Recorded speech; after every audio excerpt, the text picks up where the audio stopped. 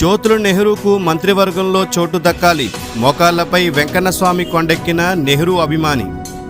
జగ్గంపేట నియోజకవర్గంలో శాసనసభ్యులుగా అధిక మెజారిటీతో గెలుపొందిన జ్యోతుల నెహ్రూకు మంత్రివర్గంలో చోటు దక్కాలని అభిమానులు అనేక రకాలుగా దేవుళ్లకు మొక్కులు చెల్లిస్తున్నారు.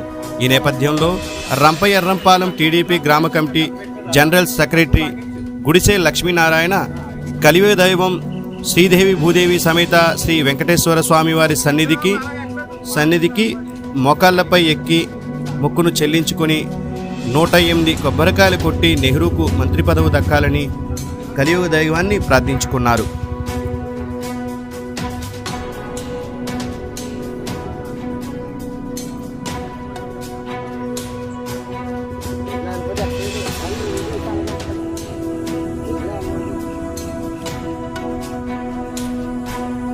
పర్లేదు